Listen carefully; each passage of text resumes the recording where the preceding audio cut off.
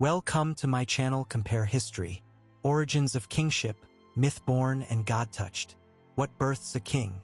Is it blood or is it belief? In the mist-veiled ruins of Britain, a boy is born from a lie. Conceived in shadows, shaped by sorcery, Arthur enters the world not in glory, but in myth. No coronation, no written record, just whispers, a sword in a stone, a silent challenge left by fate. And when his hand closes around that hilt, history holds its breath. Half a world away, a child of Anshan is wrapped in silk and destiny. Cyrus. No illusion surrounds his birth, only lineage and law. The son of kings, the heir of empire. The Persians claim divine favor. Ahura Mazda's blessing written in stars and stone. And when Babylon calls him liberator, even the gods seem to nod. Arthur is born of need. Cyrus of conquest, one forged in fog, the other beneath a rising sun. But in every corner of the world, people seek the same thing. A ruler touched by something higher, a sign, a story, a beginning worth remembering. So ask yourself, which is more powerful? A myth made from longing, or a man made into one? Swords and strategies, the war-crowned legends. They say Arthur struck like thunder. At Badon Hill, he stood alone against the tide, the last Roman echo in a land swallowed by Saxon fire. Blade in hand, blood on stone. Was it one battle, or a dozen? Were the foes real, or were they the fears of a broken people, painted into story? No one can say, but they needed a protector. And so he rode. Cyrus didn't ride into battle with legend at his heels. He brought iron and cunning and purpose. The Medes fell first, not with chaos, but with swiftness. Lydia followed, then Babylon, taken not by force but by silence. The city opened its gates. No massacre, no fire, just a king, and a message: you are free.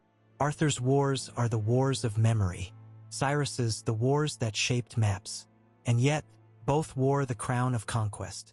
One over a crumbling isle, the other over half the known world. Is it the size of the battlefield that makes a king, or the meaning others give to his sword? Laws, justice, and the ideal king.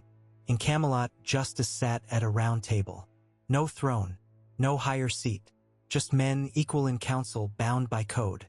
Arthur's court was legend stitched with virtue. Tales of mercy, of honor, of trial and redemption. Yet all of it may have come centuries too late. Medieval dreams projected backward, as if to rewrite what never was. Cyrus needed no ballads. His justice was written in clay. The cylinder speaks.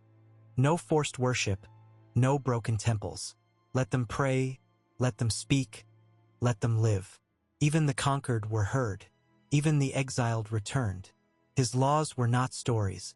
They were strategy, gentle on the outside, firm beneath. Arthur gave us the image of justice. Cyrus, the machinery of it. And still, both endure. One in books of legend, the other in museums of empire. But which is remembered longer, the law you feel or the one you follow? Faith, prophecy, and divine favor. Kings do not stand alone. Behind them, always, is the voice of heaven. Arthur's story drips with mysticism. Merlin's visions, enchanted blades, chalices of blood and grace. His life is a long communion with the divine. Reimagined by monks, recast by poets, painted into the fabric of Christian kingship. His crown bears the weight of the sacred. Cyrus, too, was anointed not by sorcery, but scripture. In the scrolls of Isaiah, a Persian king becomes a messiah. He frees the Jews, rebuilds their temple, and earns the title once reserved for prophets. To the Persians, he was Ahura Mazda's chosen. To the Greeks, a philosopher in armor. Both ruled under divine light. But one was blessed by priests of memory, the other by the ink of history. When power is sanctified, is it holiness we worship, or the order it brings? Companions and courts, the company of great kings. A king's greatness is never his alone. Arthur's court glows with names etched in song: Lancelot, brave but broken. Gawain, fierce and faithful. Mordred, the traitor born of kin. They clash at tournaments, bleed on battlefields, and wrestle with the weight of loyalty.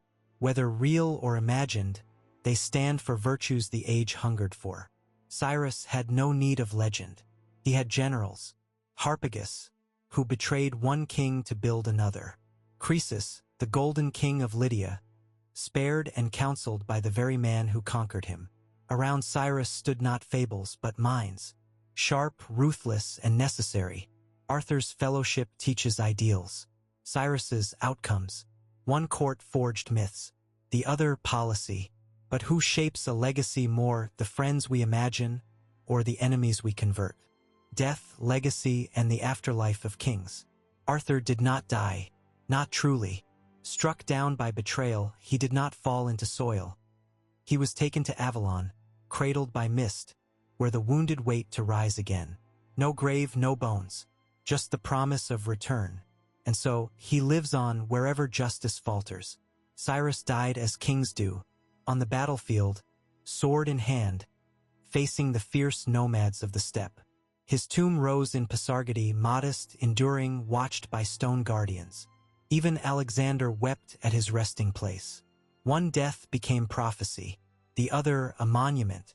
But ask yourself, which is more dangerous to forget, the king who sleeps or the one whose empire never did? Memory, myth, and the modern inheritance. We are the heirs of both. Arthur walks in our stories, cloaked in armor, lit by ideals, speaking of the ruler we still long for. His face changes with every age.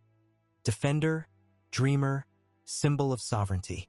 Cyrus stands in stone, a founder not just of empire, but of ideas. His cylinder is held aloft by presidents and protesters. His model of tolerance, still debated by scholars and rulers alike.